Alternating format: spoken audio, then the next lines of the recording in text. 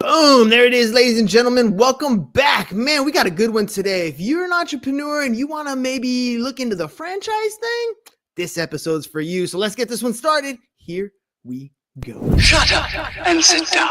Look, a business can give you everything you want in life. Prestige, wealth, freedom. It can also take everything away from you. This show is for those who are willing to take that risk. These are the real life stories of entrepreneurs. But before we start, I have one small favor to ask. Please leave a comment. It can be advice, critiques, tips, feedback, or share this with someone because your engagement is the most valuable and most powerful form of social currency. So thank you, and welcome to another episode of Business Bros. All right, Business Bros. Today's guest is a franchise expert who's helping people take control of their futures through proven business models. With Franocity, he guides aspiring entrepreneurs towards franchise success by matching them with the perfect opportunity. So if you've ever dreamed of becoming your own boss, then this is the guy you need to hear from. So let's welcome to the show, Mr. Cliff Nonnenmacher.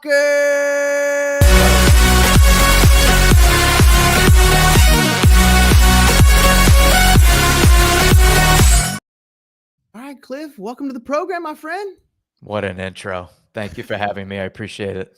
Well, let's do this thing, man. I've been awesome. The type of people we tend to talk to, by the way, we got those startup entrepreneurs. I think it's right up your alley. So I kind of said it in the intro, but if you can kind of make it super clear for them, how do you help entrepreneurs out? Well, you did a great job. I appreciate it. So just to kind of add some color to that, the way we help investors is one, discipline, which a lot of investors lack, is some strict adherence to due diligence. What is their process to determine even their investment objectives? What do they want to do? What's their background? What are their skill sets? What are they comfortable investing? What do they need to earn? Where do they want to operate? What are the demographics of that community? A lot of people love brands. They just don't work in their neighborhood. They just don't work in their town. They don't have the discretionary spending, or they don't have the demographics that would be, quote, a sustainable market for that brand. So we're really just walking the investor through, why are you here? What are your investment objectives? And if you don't have them, let's start formulating them. What do you want to earn? What is your day-to-day involvement? You know, today, a lot of people want to keep their career and do something on the side because they lack that intestinal fortitude to just say, I'm done with corporate America. I'm going out on my own. A lot of people today want to be half pregnant. That's what we call them, right? They want to be half pregnant. They want to stay in corporate America. They want to dip their toe as an entrepreneur. They want to figure out, can this business actually replace my income? We take all of that, all of those thoughts, and put it into a process.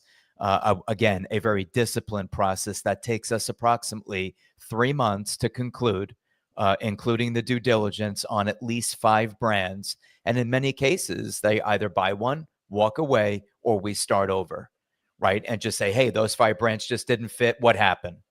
And then we go through what happened, and then we start over. Let me kind of dive in here because you're right. The half pregnant thing. Do I want to leave my day job? There's a lot of security there. There's a lot of history there, but I kind of want to make sure I secure my future. There's a lot of that if I maybe type stuff that happens. And although you clearly made it obvious, like these are the questions we need to answer, a lot of times there are entrepreneurs who are at the very beginning phase, they don't have those answers. It kind of reminds me of like when the first time I remember reading Rich Dad Poor Dad, and you know, you talk to Poor Dad in that book, you get to the point where he's going to retire. He goes out and he buys a well-known ice cream franchise, and he doesn't do well, mainly because he doesn't have the mindset of an entrepreneur. So even if we evaluate the right investment, how much of, do I got to realize that I'm fully pregnant? I can't do this half-ass type thing.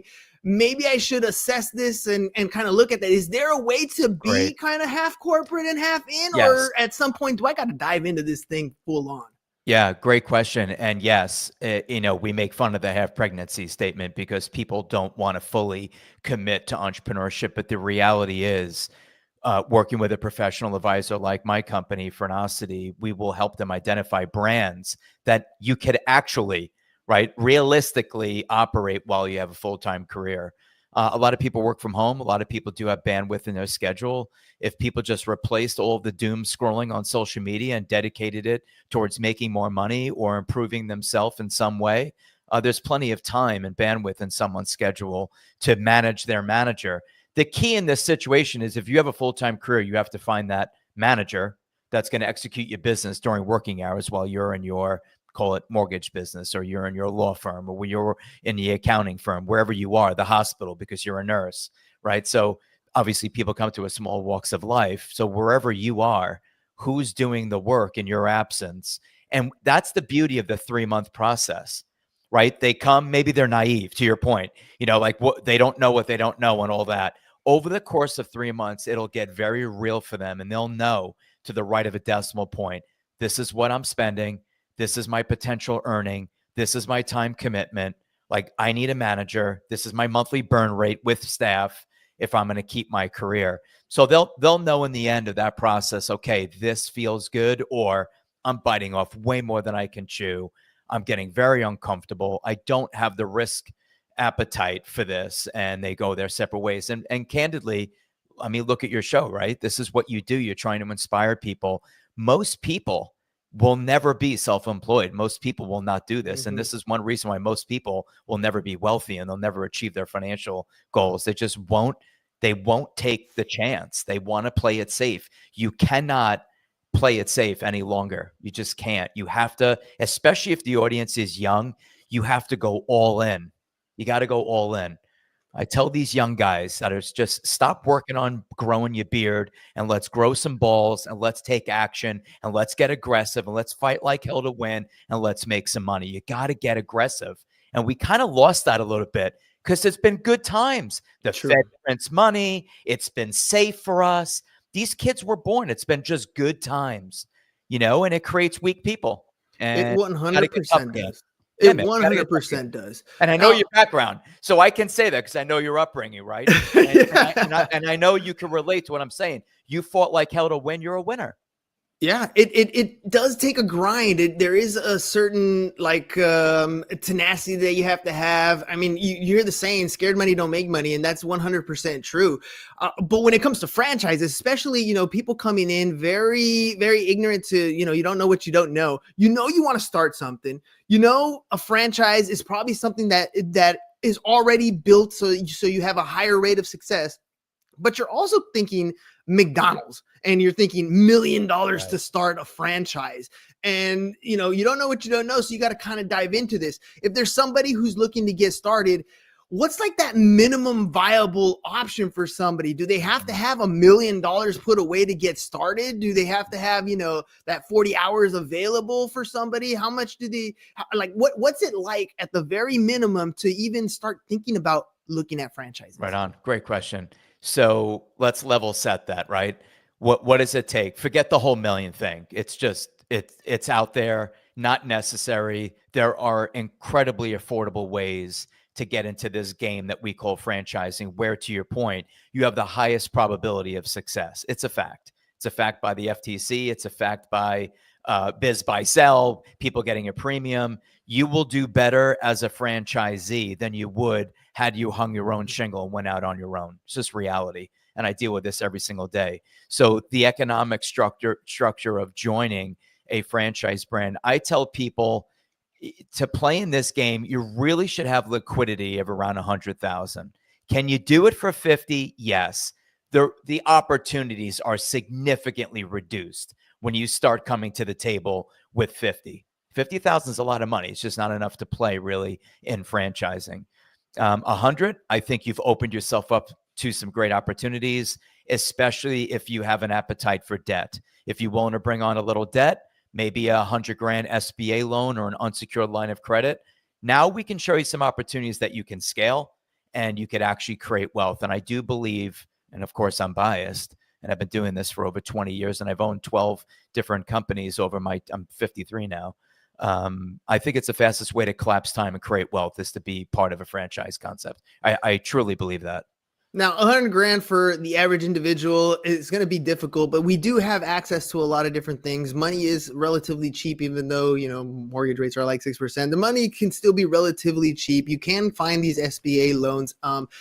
People dig into some of the retirement accounts as well to be able to kind of maximize the return on investment. Talk to your tax advisor for stuff like that for sure. But what kind of timeline am I looking at for like an ROI type of point of view? Like, okay, cool. I have the money. I'm going to go into this. What can I expect for it to come back? How soon am I going to look at money as a return? Especially because I know oftentimes with the franchise model, the buy-in is a huge part of that upfront cost, right? And then I don't know if there's going to be, equipment costs or marketing costs and that sort of thing. So, having the 100 grand is cool. Watching it deplete gets scary. What can I expect in return? Yeah, I think it largely depends on certainly effort, right? The person who didn't quit their job and wanted to keep it and their focus is their full-time career and secondary is the business is probably not going to perform as well had they gone all in and said, failure is not an option. I'm going to win. I'm going to make this work and scale it. So I think the first statement would be what you get out of it, what you put in it, right? So how committed are you to this new business where you've invested 100 grand? Oh, it's a side gig, really my law firm and my accounting firm, that's my focus. I think that each brand has a different break-even point. And a lot of times they do disclose some of these numbers in an item 19 where you could determine how much could I make. In franchising, again, very highly regulated. It's regulated by the FTC. You have an FDD, a franchise disclosure document. You would refer to it as a prospectus. In there is a section called Item 19, and it'll tell your investor how much money they could expect to earn should they buy that brand. So let me say this. The fastest break-even brands are usually non-brick and mortar brands that do not require physical retail location next to Whole Foods, Class A space, right? Those types of businesses. Because they're work from home, they're either work out of an inexpensive office space is cheap, or they're working out of mixed multi-industrial space, again, very inexpensive and required zero construction. Those are going to be your fast break even, sometimes a month, sometimes 3, maybe 6 months. Brick and mortar, heavier lift, bigger outlay, construction, a heavy burn rate, rent, labor, cost of goods, advertising, keeping the lights on. It could take a year so that's why you need a long runway. You need adequate operating capital if you're going to get involved in any business, but definitely when you get involved in brick and mortar brands, especially West Coast, the rent's not cheap. The labor's not cheap. Your costs on the West Coast are crazy expensive compared to, a nice city in Texas or a small town in Florida. These costs are significantly reduced. We have investments out in your area. So, I mean, we're playing in Orange County and Riverside County and LA. It's expensive. 100%. So I don't know if that really answers your question. I think it gave you and your audience an idea of it largely depends on my effort. It's going to largely depend on what did I buy? Did I buy a brick and mortar, full retail, UPS store, Supercuts, Great Clips, or did I go non-brick and mortar? I purchased a pressure washing, a window cleaning, a flooring business, a restoration company. Very different unit economics, very different what we call break even, ramps, right? We want a short ramp to break even. And that was, you started hitting here on my next question, which was going to be what kind of opportunities are we going to really be looking at? Because honestly, like when I first started getting into business and I was thinking franchise, it was almost all food because those are the ones that we're very familiar with, the Subways, the McDonald's, the Burger Kings, those sorts of things. But there are so many other opportunities that people have that I don't think they quite realize. I mean, they buy brands all the time. They just don't realize which ones are the franchise opportunities that they can jump into. What are some of the most common ones that you see that people have like an easy startup? It's probably less expensive to come in, easier time because of, like you were saying, maybe working from home or some small office space. What are some of those opportunities that tend to be popular? Yeah. One, I do very little food, very, very little food. I like asymmetrical investments. So which means I don't like food because food is not asymmetrical. I think food is one of the most expensive investments with the lowest return you can possibly get in business. And I also believe that inflation has annihilated food. And depending where you are in America, You're dealing with supply chain disruption. You're dealing with high labor. You're dealing with high rent, high insurance.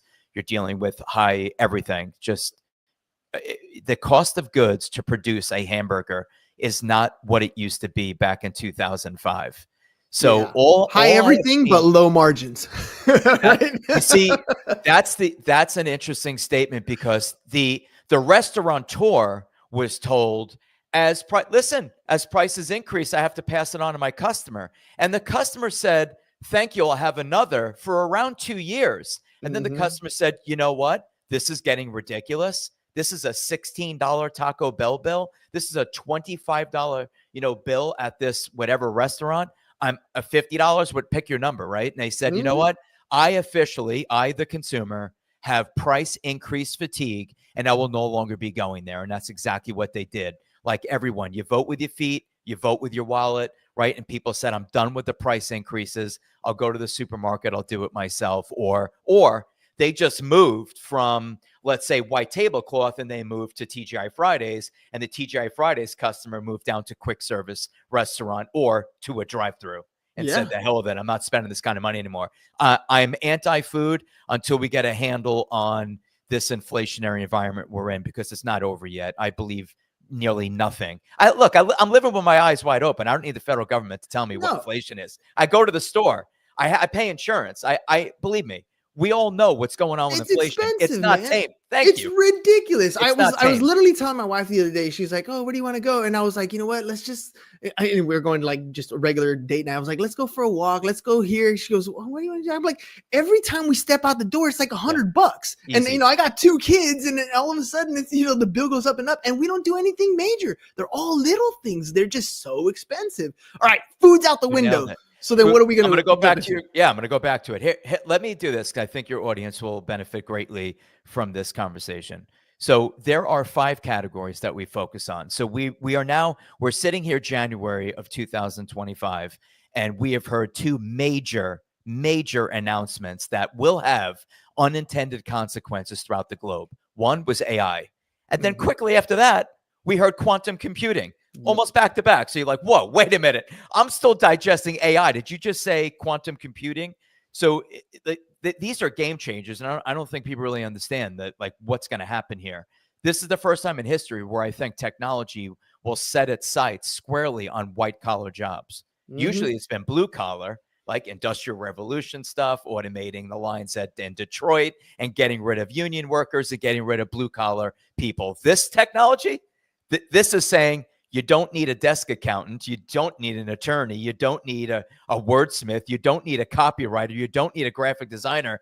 You don't need someone to build your website. This is frightening. With all that being said, here's our top 5, what we believe is trending with a long runway. Number 1, we've coined it the feminization of men in America. It's a category that we've coined. Why do I say that? Men can no longer use tools. They can't use their hands. They can't build, right? They literally own homes, and they really can't do anything in it other than pick up the phone and call a third party to come in and fix it, repair it, build it, clean it, right? I'm serious. You ain't lying, dude. You ain't Okay, I lying. appreciate that. So a lot of people are offended by it. It has nothing to do politically. It's literally, we have feminized men. Sperm counts dropped 50% over the last decade. You have 2 presidential candidates talking about IVF that has never happened in history. This is a real epidemic. The epidemic is a war on men and a war on testosterone, sperm, and their ability to be manly. And I'm dead serious. And I'm it gonna also I'm gonna comes with a echo that risk one, factor. man. I'm gonna All echo right, that one. good. I heard the other day how the youth vote is turning more Republican, and I saw the pushback on that, which was, it's not that the youth is turning more red. That hasn't really nothing to do with that. It's more to your point. It's that it's focusing so much on the feminism that you're giving the guys no room to be guys, and you're pushing them away from whatever agenda you already had. You're excluding them, and it's cascading results year over year over year. You're Sure. taking away their ability to do certain things, or their response to being that masculine and that masculine energy. And you're exactly right. They're not learning the skill sets. They're not learning that sort of stuff. When I teach high school, there's a lot of kids who are, I'm trying to get them to say, look, don't go to the college route. If you didn't do good in school, in high school, it's probably not the college route for you.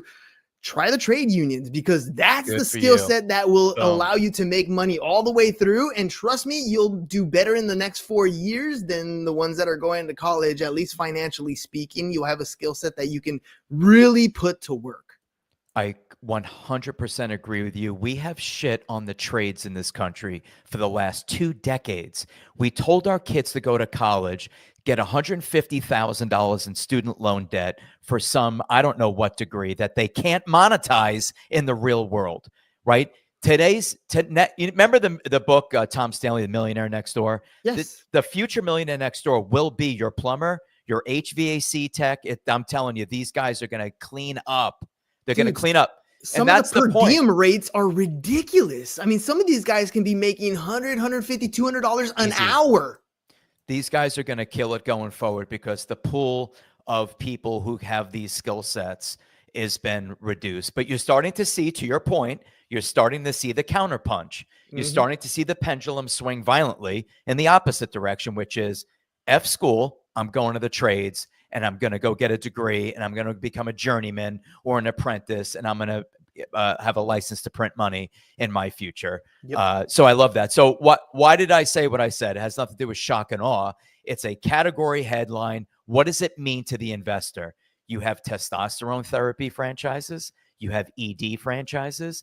You have every tool franchise known to man, right? Every one of them I have in my inventory. You have everything that is kind of countering a cultural movement. Second category, you have the humanization of pets and animals in this country. We are not repopulating. We're having more dogs. We just buy more pets, right? So since we're not repopulating, and this data, you could pull it up right now. I mean, ChatGPT will tell you we have some of the lowest birth rates in this country in history. And this is why Elon keeps getting up to a microphone saying, have babies repopulate. You can't have a strong nation if they're all old.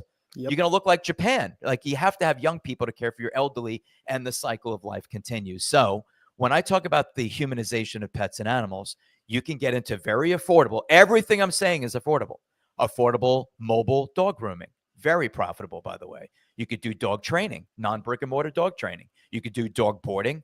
You could do dog daycare. You could do retail, which I don't like retail because everything I'm describing to you is anti-AI and anti-Temu Amazon. We don't have Amazon risk. We don't have AI risk. These are feet on the street type businesses, tried and true. They have proven to weather every economic cycle, and they're all needed in your area, your listeners' areas, period. 100%. Third category, the aging of America. I just said it. We're not repopulating. We're aging. The aging, graying of America, you could do home care. You could do non-emergency medical transportation. You can do mobility. You could do anything involving wheelchairs, whether you're renting them, selling them, repairing them, installing stair lifts and chair lifts and grab bars and ramps. This goes on and on and on. It's not just caring for the elderly. It's capitalizing off of all things that the elderly need to age in place or age in a facility. I've got a real estate play where you buy a single family home in your area, you convert it to an assisted living facility, put 5 to 8 residents in there. Average bedrooms generating $8,000 to $10,000 a month in rent roll per bedroom. Yeah, right. Yeah. So, no, I'm gonna add to that one because I literally have a family member right now going through a recovery process. Has to do it in a facility because it can't get people to do in-home care more than 1, 2, maybe 3 times a week when people need that care almost 24 hours a day. So you're right, having those facilities in place and turning it into a medical facility where you have the in-home care and giving somebody the ability to recover comfortably in a place that they feel good about. Yeah, 8 to 10 grand a month per bedroom. That'll cash flow that property, even in San Diego with the rates the way they are. What are you talking about? You've got a third-party chef that comes in 3 times a day, breakfast, lunch, and dinner, prepares meals, feeds the residents. You have a CNA, an LPN, overseen by an RN. Your staff is like 2 people, right? 1 sub. Right? Very interesting model. It's a real estate play. It's a legacy play because you're giving back to society by caring for the elderly and letting them age with dignity and with a ratio of 1 employee per 5 residents. That's a hell of a ratio. You're not getting that at Atria. You're not getting that at any senior living center. It's not happening. Here's our 4th category. Since we're aging, you have beauty, vanity, anti-aging. You have sensory deprivation now. You have red light therapy. You have peptides. You have NACs. You have what we'll call biohacking. We live in an era, like you being a podcaster. You have Huberman. You have Osprey, right? You have Atia. You have all these people telling the world how to be healthier, how to avoid seed oils, how to increase your testosterone levels. Speaking of T levels, this is what they all talk about, right? What not to eat so you don't reduce. You know, they call them soy boys now, right? They have all these names, right? I mean, this is becoming like a thing. It's becoming a mainstream conversation that we're having issues. So there's so many franchises that can, again, fill the voids of some of these issues. And then for the last category, after anti-aging and all that beauty, that was a large category, I know. The last category is anything involving child enrichment.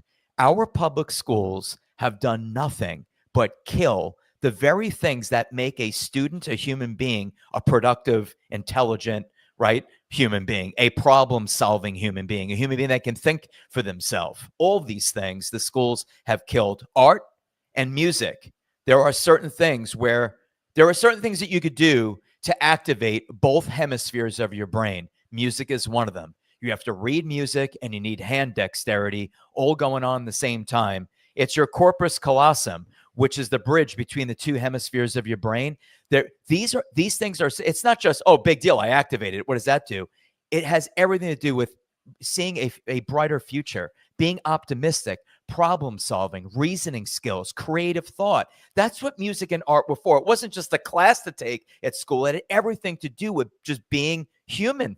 Yep. Right. Yep. So franchises now have nannies, they have tutoring, they have all of these things, music and the sports, anything involving child enrichment is a win. Again, everything I said, you can find expensive, but also very inexpensive, non-brick and mortar. You have a long runway, AI proof and Amazon proof. And that's what people should be looking at. And that's what I refer to as be a disciplined investor, right? Be disciplined. Man, the child enrichment, 100%. It blows my mind. Like, I'm in the public school sector, and there's a lot of times where I'm trying to justify what it is that we're teaching some of these kids. And then with the TikTok ban looming, people were moving over to Red Note. You're starting to see what they're doing over there in China, and you're like, wait a minute. They're living like what? We're a third world country with the Gucci belt. Their education system teaches the kids to do what? I mean, you look at some of the Chinese kids in kindergarten making their own food, sewing, doing some of these hands-on skills that will allow a human being to survive, to put clothes on their back, to feed themselves, to clean up after themselves. I mean, there should be no need for a custodial service at a high school or at middle school or at any school, because the kids should be cleaning up after themselves. Right. Why aren't we doing these types of things? Why aren't we teaching them how to grow their own food, how to do a lot of this maintenance stuff? You don't need to have PE for everybody. Some of the athletes do want to do stuff, but get the kids outside touching grass, doing something else, cleaning up after themselves. Show them why they shouldn't be tagging on a wall or beating up bathroom stalls, because they're the ones who have to go in there and clean up. Like, there's so much that we can modify and change, but since it's not there, these franchise opportunities allow that opportunity for your students or your kids to get all these enrichment stuff. We pay for it all the time, whether it's club soccer. I mean, I put my daughter through club soccer, through club cheer, through all kinds of different things. And that's just money going out, money going out, money going out. You're right. These are models that people pay for day in and day out. That's right. Yeah. I completely agree with everything that you said. And I think you're starting to see the tide turn, and people are now waking up and realizing, okay, this just isn't right. How is this happening? How is TikTok having our kids trip each other, hurt each other, blow up toilet bowls? But in China, they're doing science experiments and they're doing athletic achievements. And wait a minute, it's all about merit and being the best version of yourself you could be. And our version of TikTok is like, I see these kids flipping water bottles so that they land upright. And you swear that these kids just won an Olympic medal for flipping these bottles. Like, I'm sorry, it's absolutely pathetic. It's pathetic. Yeah. Like, you got to get a life, man. I mean, I watch them doing these videos, and they'll take a playing card and throw a dart at it, and they think that they just like split an atom. It really raise the bar a little bit. Enough of the nonsense. Let's get serious. I knew there was an issue when I was watching kids watch kids play video games, not play the video games. Watch another kid play. Dude, I remember having a Nintendo and fighting for that controller to get an opportunity to play. That's great. And now we're just watching people play. See, we all have our moment, right? We all have our moment where we go, wait a minute, this has gone too far, right? It's like crypto and meme coins. It's like, okay, I think I've seen it all now with all these different meme coins. Like, I think the hysteria is here. Yeah, for sure. All right, Cliff, look, man, you've shared with us all those different categories from the feminizing the man to humanizing pets, aging America, the beauty craze, child care and child enrichment stuff. Like, people want to know, I'm sure. All right, Cliff, you got me. There's all these opportunities. Lower price points to get in. I could have a good return on investment if I put my effort in as much as I put my money in. So if I want to get started, how do I do that? Yeah, reach out to me. It's cliffn@franocity.com, cliffn@franocity.com. We also host a non-competing podcast called Pursuit of Profit. We only interview founders of franchise companies. So if you want to listen in before you engage, go ahead. Listen in, get comfortable, listen to the conversations. You might be thought-provoked. They could also just reach out and just schedule a free consult. I don't know if I told you this, but it's incredibly important. Our services are free. We do not charge for our services. We're paid by the seller like a realtor or a headhunter. Nobody believes free anymore because that word has been abused, like a lot of the things we talked about today, right? So that nobody believes the word. I'm on, a podcast, on a recording. Our services are 100% free to the investor. We are compensated by the seller, the franchisor. So no risk. Ladies and gentlemen, look, cliffn@franocity.com. It's right there on your screen, FRANOCITY.com. Make sure you guys check it out. It's like anything else. If you have a question, ask the professionals. He's been doing this for over 20 years, and it doesn't hurt to get your questions answered. Maybe at the moment you're not at 100 grand. Maybe you're getting close. But if you know a little bit more about the different opportunities, what it actually takes to get there, and you have that goal at the end of your path, you're going to get there much quicker. Anytime you have a vision in front of you, you will achieve it. You'll get there. The problem right now is you have an idea with no vision. You have a thought and a hope and a prayer, and that's a great start, but you got to put it to action. And that's why you have to reach out. Check out their podcast. Make sure you guys start with listening, learning a little bit. Send an email, have a conversation. One more time, cliffn@franocity.com. cliffn@franocity.com is the email address. Cliff, before we head out, man, this was a fun one, dude. I always love talking about opportunities, but at the same time, let's talk about what's really happening out there because, maybe it's a little bit politically incorrect, but who cares? It's the reality of what's going on, and you help to kind of bring that to light. Any last minute thoughts before we head out? No, I think you have a great show. I like what you're doing, right? And you're right. If they're not there yet, I spend a lot of time with folks that are never going to be a client in the short term, but I don't want to discourage anyone. I want to give them sound, concrete information on what they can be doing. There's so many resources out there between you and other podcasters to get the answers to the test. The investors, your listeners, you're not alone. You have some of the brightest minds for free offering all this advice. These podcasts, it's free. Engage though, and have a plan. And like you said, you have an idea, but there's no destination. So my closing comments are: reach out. I'm coming on shows because I want to get our brand out there. I want to get our message out there. And I genuinely want to help people, especially our young people. I want to help them. I want to see them succeed. I want to see them financially independent. 100%. Ladies and gentlemen, my mentor, Billy Genius Marketing, is always saying the same thing. There's no such thing as $1 million opportunity, only $1 million executions, right? You can have the best idea and it means nothing until you take action. So get out there. Make sure you send an email, cliffn@franocity.com, and get started. The first step is going to be up to you. Ladies and gentlemen, that's all we got for you guys today. We'll catch you guys on the next one. Peace. And we're out. It's over. Go home. Is your business in need of marketing? Try starting a podcast, but not just any podcast. Podcast like a pro. We can show you how to take your business from being invisible to becoming a brand people trust. Go to www.businessbros.biz to get started today.